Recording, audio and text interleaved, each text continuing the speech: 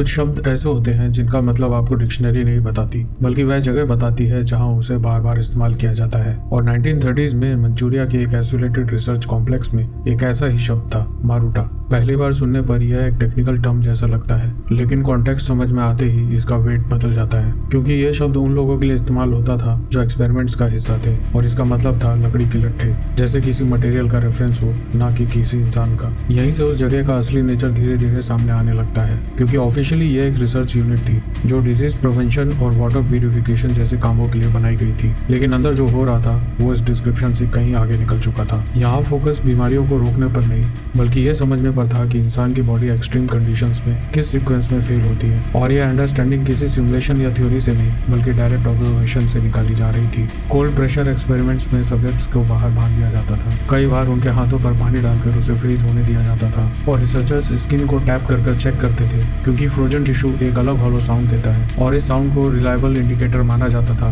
कि Frost bite किस stage पर पहुंच चुका है। इसके बाद थॉइंग मेथड्स को कंपेयर किया जाता था, जैसे हॉट वाटर, फायर एक्सपोजर या नेचुरल वार्मिंग, और हर मेथड के बाद टिश्यू डैमेज को रिकॉर्ड किया जाता था ताकि पैटर्न्स एस्टेब्लिश किया जा सके। विविसेक्शन यहाँ एक रूटीन प्रैक्टिस थी, और इसे बिना एनेस्थीसिया के किया जाता था, क्योंकि रिसर्चर्स का मानना था कि chemical interference natural physiological response को ऑल्टर कर देता है, और उन्हें रॉ रिएक्शन चाहिए था। प्रेशर चैम्बर्स में सब्जेक्ट्स को रखा गया, जहां धीरे धीरे बढ़ते प्रेशर के इफेक्ट्स ऑब्जर्व किए गए, और डॉक्यूमेंटेड ऑब्जर्वेशंस में यहाँ तक नोट किया गया कि किस स्टेज पर इंटरनल ब्लीडिंग शुरू होती है और कब बॉडी सस्टेन नहीं कर पाती। यह सब आइसोलेटेड एक्सपेरिमेंट नहीं थे, बल्कि कोऑर्डिनेटेड थे, क्योंकि यूनिट 731 एक सिंगल फैसिलिटी नहीं थी, बल्कि इंटरकनेक्टेड सब यूनिट्स का नेटवर्क था, जहां अलग अलग टाइप के एक्सपेरिमेंट्स पैरेलल चल रहे थे। शिरो इशी, जो इस प्रोग्राम को लीड कर रहे थे, उनका फोकस बायोलॉजिकल वॉरफेयर पर था, और इसी वजह से एक्सपेरिमेंट्स लेबोरेटरी तक सीमित नहीं रहे। निंगबो और उसके आसपास के इलाकों में प्लेग आउटब्रेक्स इंटेंशनली ट्रिगर किए गए, इन्फेक्टेड फ्लीज को एरियल ड्रॉप्स के जरिए फैलाया गया, और कंटामिनेटेड सप्लाईज डिस्ट्रीब्यूट की गई